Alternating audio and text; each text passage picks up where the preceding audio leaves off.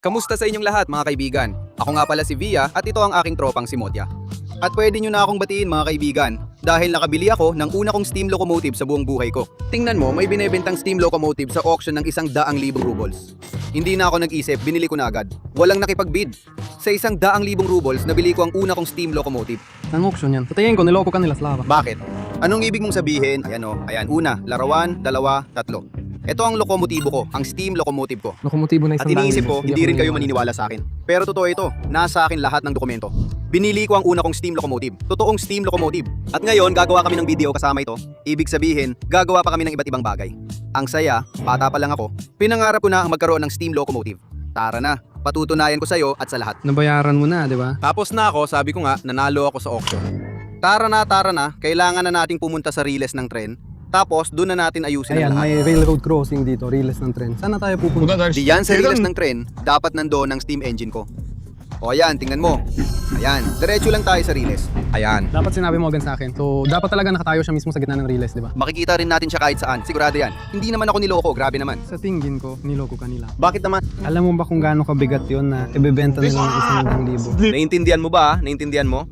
Kahit hindi natin mapatakbo yon, ibebenta ko na lang yon bilang bakal, puputulin natin. Paano natin yan puputulin doon? At paano natin yan madadala pa alis doon? Kaya nga, dapat muna nating tingnan. Baka naman mapatakbo ko pa yon at makaalis na lang ako gamit yon. Alis ka pala ha? Saan ka pupunta? Saan pa ba? Pauwi sa base. Sambaza. Oo nga, Merinas ba tayo doon? may dumadaan namang mga tram, di ba? Iyon ay isang totoong lokomotibong disingaw. Doon mismo, tunay na lokomotibong disingaw yon. Tubig ang nilalagay doon, hindi gasolina. Eco-friendly yon. At ang tren, gasolina lang yun, tama ba? Ang tren, kuryente talaga yon. Grabe, ayun siya talaga mga pare.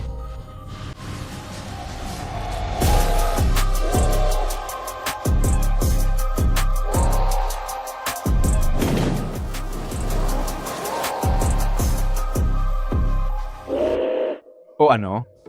O ano, di ba sabi ko sa'yo? Parang tambakan lang ng mga inabandonang tren. Hindi, ayan, puro mga lokomotibo yan. Isa dyan akin. Halika, lapit tayo mga kaibigan, ipapakita ko sa inyo ang lokomotibo ko. Grabe mga kaibigan, tingnan nyo, ang laki ng pugon, ang laki ng pwesto ng tagapagsiga, ang laki ng tangke. Tama ba ang mga sinasabi kong salita? Oo, tama naman ang mga salita mo. Pero nandududa ako, Slava na andar pa to. Kasi dito, kalahati ng mga piyesa, kung tutuusin, kulang. Ano ba ang kailangan para umandar ang lokomotibo? Uling, apoy, at tubig. Tama ba? Oo, tama. Ayun lang. Ayusin na natin Kailangan lahat kasi buo ang konstruksyon para gumana ito. Motya, sige na, ikalas mo na yan kung ano yan. Kasi ang kailangan ko lang ay yung lokomotibo. Ito lang ang gusto ko. Naputol ang kadena, kailangan ng iba. Kailangan yung pinakahuli ang tanggalin. Ano? Yung lokomotibo na nasa pinakadulo, mas madali nating tanggalin yun at doon tayo aalis. Pwede rin naman, pero gusto ko talaga itong isa. Tara, tingnan natin. Tingnan mo, ang ganda dito. Itong pulang bumper na ito, di ba? Siguro, tanggalin na lang natin ito. Ang pula niya, astig talaga. Sa tingin mo ba, ibang itsura ng iba? Para sa akin, pare-pareho lang sila. Sige na, tigilan mo na ang pagmamagaling. Tanggalin mo na. Gusto ko to. Hindi mo yan matatanggal gamit lang ang kamay mo. Kailangan mong paandarin yan para maghiwalay. Anong ibig mong sabihin? Paano mo ba gustong paghiwalayin yan gamit lang ang kamay mo? Kailangan mo pang itulak ang tren. Wala talaga akong maintindihan dito. Mga tol, pakisulat nga sa comments kung niloloko lang ba ako o ano. At kayo, naniniwala ba kayong bumili talaga ako ng buong lokomotibong desingaw? Ako kasi, nung bata pa ako, sobrang hilig ko sa mga tren-trenan, mga Thomas na ganyan, mga ganyan. Grabe. Uy, operator, halika dito. Grabe dito. Ayos, grabe talaga. Halika, tingnan mo to. Ang weird nito. Ano to? Dito ba pumapasok ang singaw o baliktad, apoy, para dito lumabas? At itong mga tubo na to, kita nyo? Tingnan nyo, puro mga steam pipe yan. Dahil sa pag-init ng tubig gamit ang maraming uling, dun nabubuo ang singaw. At sa mga tubong ito, pinipilit ang singaw at nabubuo ang steam pressure. Slava, kung ako sa'yo, hindi talaga ako papasok dito sa loob. Baka may radiation dito kung ano-ano, radioactive. Mga piyesa. Tigilan mo nga, ano bang pinagsasabi mo? Hindi ako papasok dyan. Kung ako sa'yo, lalabas na ako dyan. Delikado dyan para sa buhay mo. Ayos lang yan, lahat yan ay eco-friendly, steam locomotive yan. Umiikot yan gamit ang singaw at tubig. Mga tol, mag-comment kayo kung si Motik ay nagsisinungaling o totoo ba to? Hindi, mas mabuti pang lumayo na lang talaga ako dito. Nararamdaman ko talaga may radiation. Che, umalis ka nga dyan. Akin tong steam locomotive, na yun natin to paanda rin. O baka hindi, ewan ko, baka hindi ito. Tingnan mo, lahat ng tubo dito, sira na. Siguro, mas mabuting ibang steam locomotive na L ang piliin. Anong pakialam ko sa radyasyon nyo? Lalabas ako mula sa tubo ng steam locomotive. Naririnig mo ba? O sige, may iba pa bang gumawa ng ganito? Slava, bakit parang namuhi itong steam locomotive na to? Baka wag na lang natin kunin to. Mukhang natulog dito ang mga palaboy. Sa totoo lang, totoo yan. Mga tol, seryoso, tingnan nyo, steam locomotive talaga to. Dati napupuno to ng singaw dahil sa uling. Sa totoo lang, ano sa tingin mo? Kasama ba itong bago ng uling sa package? Sa 100,000, siguradong hindi. Kung may bibigay pa nga sila sa'yo. Tara na mga pare, tingnan natin. Dito sa mga malalaking tubo na to, dumadaan ng singaw. Dito siya nagbabago. Ayan, ito ay para magbawas ng pressure. Kita mo, may 4 na tubo dito, ito ang pang-4. Parang dapat may nakakabit nito. Tama At lahat. nito pa, parang may dapat pang nakalagay. Ito yung release nitong... Sige, gumalaw ka na. Alam mo ba kung ano to? Bunggapito yan. Oo, itong tatlong to, mga pito yan. Wala talaga akong maintindihan dito mga ton. At bakit nga ba tayo, Slava, umakyat sa side na to? Wala namang pinto dito, bintana lang meron. Anong ibig mong sabihin? Dapat pala sa Camila tayo dumaan. Ibig mong sabihin, magkaiba pa sila? Hindi sila magkaiba. Kasi dito palaging may bintana, tapos doon naman pinto. Oo, medyo nabulok nga, konti lang. Parang dito, hindi na alagaan agad. Sinasabi ko sa'yo, dito talaga, kulang ng kalahati ng mga pyesa. Kahit gustuin pa natin, hindi talaga tayo makakaalis dito gamit to. Pero hindi naman siya nakabara, gumagalaw pa rin, di ba? Pakinggan mo, tingin ko ikaw, Slava, pwede kang tumayo dito. At ikot ang gulong at magsisimula na itong gumulong. At sisimulan natin ito sa pagtulak. Oh, sige, subukan mo ngayon. Sige. Ingatan mo ang ulo mo dyan, wag ka mabangga. Oo. Ano, hindi mo nagawa? Hindi yata nagawa. Bakit anong nangyari at hindi Kasi nagawa? kailangan mo nang tanggalin sa preno. Wala nga kahit brake pads dito, Paano mo Slava. naman nalalaman kung nasaan ang brake pads? Dito, dapat nakalagay ang brake shoe. Tinanggal na ito dito. Marami pala dito. Makinig kayo, hindi nagsisinungaling si Motya. Marunong si Motya, grabe. Tingnan mo, totoo nga. Kaya pala, bahagya pa pala siyang nakapreno. Yun ang sabi ko sa'yo, naka-handbrake siya. Hindi naman siya nakaapak. Nakapak lang ng kaunti, kita mo naman. Tanggal na siya sa preno, dapat gumulong na siya. Mga pare, tingnan nyo itong pintuan dito. Napansin nyo ba na parang usok itim siya, parang pinausukan? Kasi uling ang gamit niya. At mukhang kamakailan lang ito umandar. Kaya medyo maitim siya sa uling. Kamakailan lang umandar, di ba? Paano pa ba? Magagaano katagal? Isang buwan na siguro siyang nakatayo dito, sa tingin mo? O gaano katagal sa tingin mo siyang nandito? Baka 1 taon na. Isang taon. Oo. Hindi hihigit pa, parang ganun. Parang hindi. Gets ko na. Grabe, tingnan mo ano to. Baka kailangan lagyan ng baterya dito, hindi? Ito ang compartment niya. Baterya? Teka, siguro kailangan ng baterya. Yung clamp, oo. Saan ikakabit? Ikabit ang clamp at hanapin ng baterya. May nakahandang reserbang martilyo. Totoo. Ano bang ginagawa nito? Parang lever, pero wala namang nakakabit dito. Sigurado ka bang alam mo talaga tong ginagawa natin? Sinasabi ko sa'yo, kulang talaga ng kalahati ng mga piyesa dito. Tigilan mo na yan, tara na sa loob ng kabina, bilisan mo. Wow, grabe, may nakita ako doon mga pare. Halika kayo dito! Ano yun?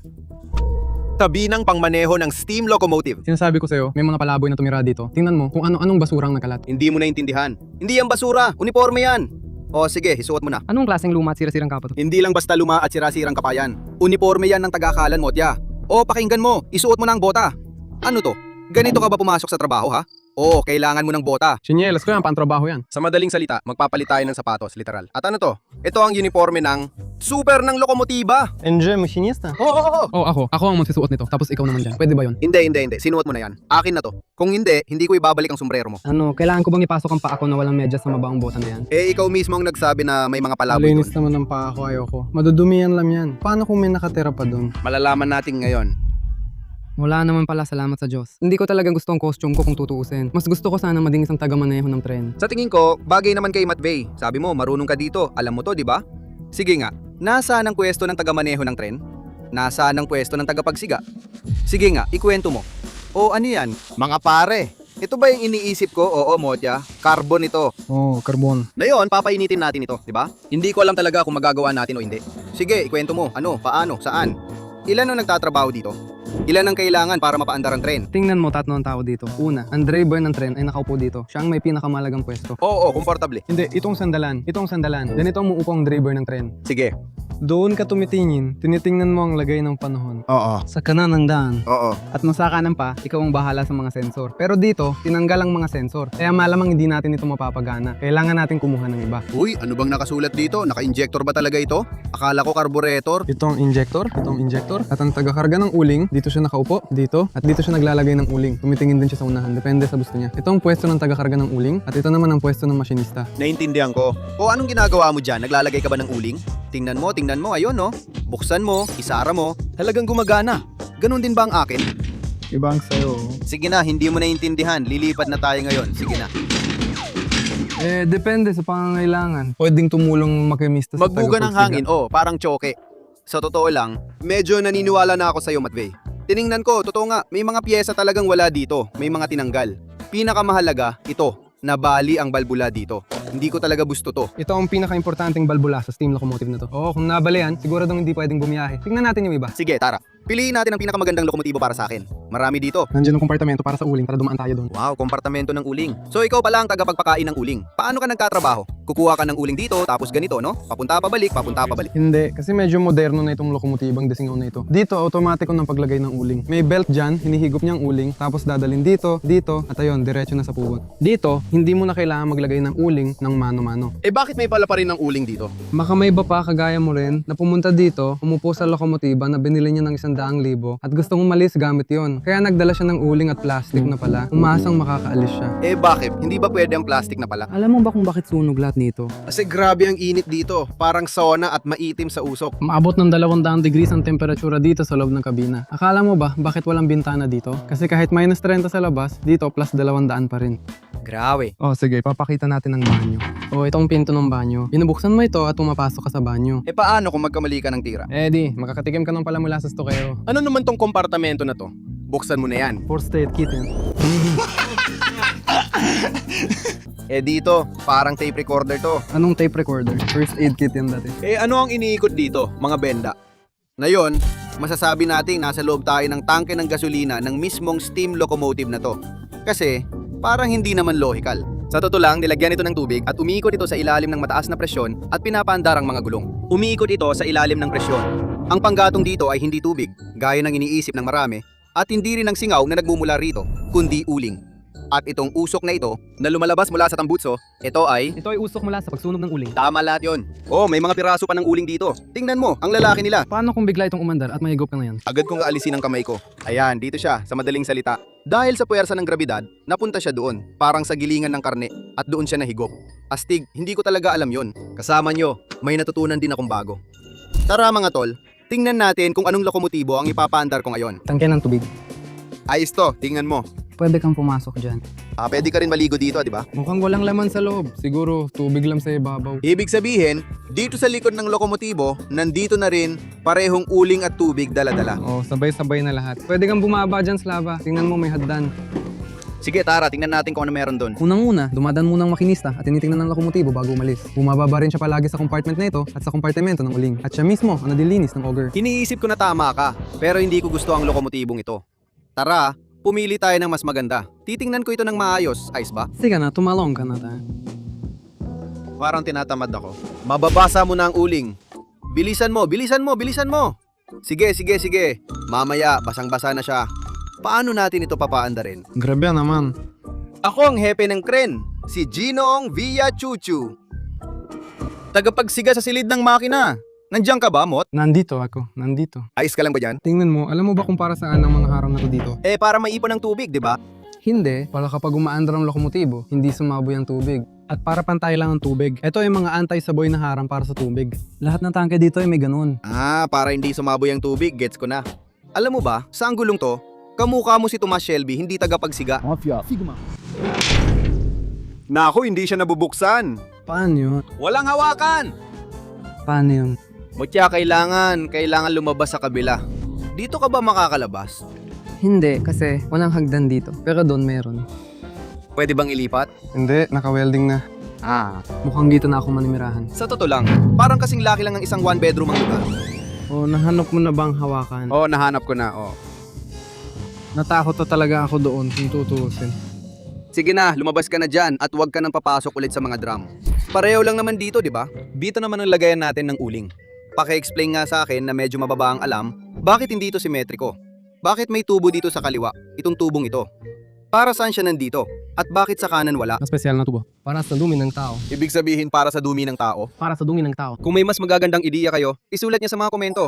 Ipakita mo na sa amin, Ginoong tagapagsiga, ano pa ang susunod? Ganito lang, ganito lang. Sa kaliwa, by the way, ay ang kabinet ng mga kagamitan. Doon nakalagay ang mga gamit tulad ng pala at piko para durugin ng malalaking tipak ng uling. Ano ka ba? Niloloko mo ba kami? Saan naman magkakasya ang piko doon? Maliit lang na piko. Yun lang, wala nang ibang laman doon. Parang niloloko mo yata kami. May mga espesyal na lever dito. Kamagkat. Astig, astig, astig. Pakinggan mo, Slava, mas gusto ko talaga ito kasi may takip siya at kahit pa paano hindi tayo mahuhulog pababa. O dito, mas matibay ang sahig. Medyo okay naman. At iba rin ng kaunti ang upuan ng driver Ayos nang dito. ba nabaluktot at nabali sa gitna ng dashboard? Ito hindi ko maintindihan ano to. Pare, ito ay asbestos. Oo. Totoo, radioactive talaga yan. Hindi pwedeng malangap yan. Sinabi ko na agad sa'yo na mas mabuting huwag kang manatili dito. Umalis na tayo dito. Tingnan mo sa kanan, ang dami niyan. Wala langap natin ng radiation dito, tapos baka tumubo pa tayo ng ikatlong paa. Depende kung saan. Tingnan mo ang pintuan dito gawa sa kahoy. Grabe, totoo nga. Ito na siguro ang pinaka-bulok na lokomotibo sa lahat. Dito. Siguradong hindi natin siya sasama. Hindi ko siya gusto, oo talaga. Hindi Umalis ko na rin tayo siya dito. gusto. Hindi ko gusto ang radioactive na lokomotibong disingaw. Kailangan ko ng normal na lokomotibong disingaw. Pakinggan mo itong lokomotor. Kasi nyo na itong pinakabuo talaga. Yung langis, ayan no, kita mo, basa sa oil filter. Hindi yan oil filter. Ano yan? Iyan ay pang emergency na pampakawala ng presyon. Sa madaling salita, basa siya. Ibig sabihin may laman yan. Maganda yan. Tara na. O operator, dito ka dadaan pa kaliwa. Tingnan mo, nandito lahat. Kumpleto lahat. Nasa ayos. Lahat ng pyesa nandito. Pakinggan mo, napansin ko pa nga na buo pang chimney niya at wala na isang radioactive na tubo ang nasira. Tingnan mo. Totoo operator. Pasok ka sa loob. Buo lahat doon. Mas mabuting huwag mo siyang pakinggan. Hindi mo kailangan pumasok sa loob pero pwede mo namang ipakita na wala na isang tubo ang pinutol na buo talaga ang lokomotibo. Ang kailangan lang, lagyan ng takip at ayos na. Ayos naman talaga lahat. Sige na. Nandito pa nga pati itong takip na to. Yung takip, nabubuksan at nasasara. Oo.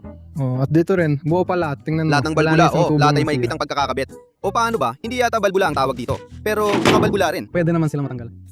Kapag natanggal ang mga balbula, masama ang kalalabasan. Lalo na sa banyo. At kung ikaw ay tagapagsiga ng apoy, gusto mo ba ng souvenir? Kunin mo na bilang alaala. Hindi, iwan mo na lang, magagamit pa natin yan. Pakinggan mo, lahat ng tatlong sipol ay nandyan pa. Malamang malakas ang tunog nito. Kailangan nating subukan kung may mapagana tayo. May isa pang handbrake dito. Kakawalan natin agad to ngayon. Grabe ang nakakatawa ng sombrero dito. Bisor. Hindi ko talaga Sa kayang itsura, tanggalin. medyo malungkot din talaga ang kalagayan. Grabe, Slava, tingnan mo, buo pala ka dito. Ayos mga pare, parang bago pa talaga to. Buo pa lahat ng dashboard, pati front panel at yung mga pangunahing balbula. Astig. Lahat ng balbula nandun pa, lahat talaga. Tingnan mo, may tunog pa nga. Pumandar ba siya o ano? Oo, sige, buksan mo na. Sige, ilagay mo na lang ang pahiga. Hindi, parang kailangan mong ilipat ito ng kaunti pa kaliwa o kanan yan. Saan naman ito ilalagay? Medyo pa kanan ng kaunti. Hindi, ibig sabihin pa kaliwa pala. Hindi umandar. Paano kung hilahin mo papalapit sa'yo? Tingnan mo doon, may kahoy na rin doon para sa pagsindi. Oo, totoo nga. Sige, isara na natin. Tagapagsiga. Tapos ka na ba? Handa ka na ba? Handa na ako. O baka gusto mo bang ipaliwanag ko kahit paano kung saan mo dapat pindutin? Tagapagsiga, ako na ang bahala. Lokomotibo ko to. Sigurado ka ba na ito talaga ang pwede nating kunin? Alin pa ba? Kung ito ang pinakaayos, ibig sabihin, ito ang binili ko. Nakasulat naman doon, yung pinakaayos talaga ay sa inyo. Oo. Nagalan lang yan ako. Nandyan ang mga dokumento sa glove compartment, tingnan mo. Sige, ilagay mo na doon. May pindutan doon para sa automatic na pagsindi ng apoy. Yun, ang pinakakanan. Gaano karami ang kailangan doon? Marami ba o kaunti lang para sa pagpapaandar? Dalawang pala sigurado kailangan. Kumandar na? Meron. Sige, sindihan mo na. Ilalagay ko agad yung pangalawa. Ayos, pakinggan mo. Tingnan mo, nandito yung balbula. Uy, naramdaman mo, di ba? At ito ngayon, kailangan nating i-activate yung control ng hangin. At nasaan na nga ba yung control ng hangin doon? Ito, bubuksan natin ngayon. Oo, naririnig mo. Mas malakas ang sirit ako dinadagdagan. Sige, umupo ka na sa pesto mo. Nararamdaman mo ba Magsisimula kung na gaano tayo. kainit dito? Abot na sa 200, gaya ng sinabi mo. Grabe naman. Sige, umupo ka na. Ako na ba ang tagapagmaneho ngayon? Yun na yun. Sige na. Alam mo naman yan. Atras tayo, tapos doon tayo maghihiwalay. Tapos abante tayo. Sige na. Gumagalaw ba? Sobrang tipid. Kasi nga, dahil sa presyon. Naririnig mo ba? Sumisitit? Sige susubukan na natin. Magdadagdag pa ako ha. Uba. Ano mayon? Aalis na tayo. Ito ang paunang hatak. Ganito lang yan. At umalis na tayo. Grabe, umandar na tayo. Opa! Sabi ko na nga ba? Slava, alis na tayo. Tuloy-tuloy na. Nakakalas na?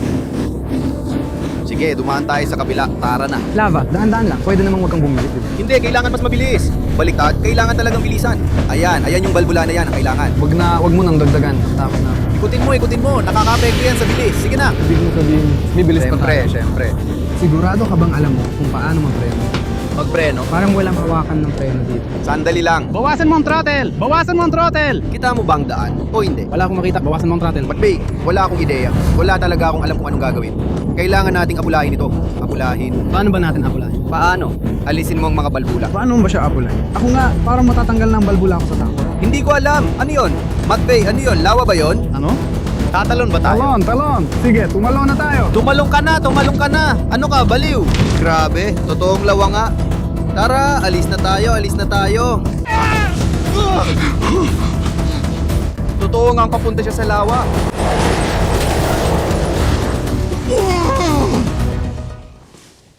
Yung steam locomotive ay bumagsak sa lawa. Slava. Ano ka nabalik kong maliit na daliri sa kanan kung paanong nahulog ako?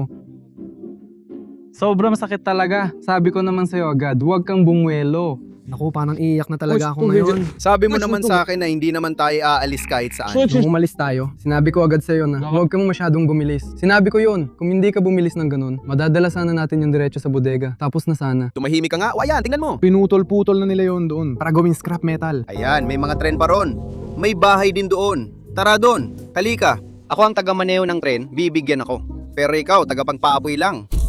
Sige na mga kaibigan, sa madaling salita, lumipad na ang isang daan ko, mukhang wala na, lumubog na. Ang susunod na lang ay ito, sumisid para kunin yon at kunin mula sa ilalim. Paano mo naman yan nakukuha mula sa ilalim? Kailangan mo munang hanapin yun dito sa lawa o kung anuman. Wala namang mga dokumento yun. Tinignan ko sa glove compartment, wala namang laman. Hindi mo man nahanap yung glove compartment. May lata lang ng bakanting corned beef doon. At yun lang. Sige mga tol, anyway, ako nga pala si Vyacheslav Ismailov o kilala rin bilang Via. Grabe, sobrang wild ng adventure na to sa tren na Disingaw. Kasama ko si Motya at ang buong team ko, ang buhay ni Via. Kung gusto nyo pa ng mas marami pang ganitong masaya, nakakatawa at live na content tungkol sa mga tren o kung ano paman, i-comment nyo lang yan. Pero wag nyong kalimutang mag-subscribe. Tara na, kailangan nating pumunta sa hintuan. Wala na tayong ibang tren. Hindi ako makalakad. Nabalik ko ang mali kong daliri sa paa. Sige na, tutulungan kita. Ganyan to kaya ko. Tara na. 3 kilometro ang lalakarin natin. Oo nga. Slava, Pakwa. Pasensya na.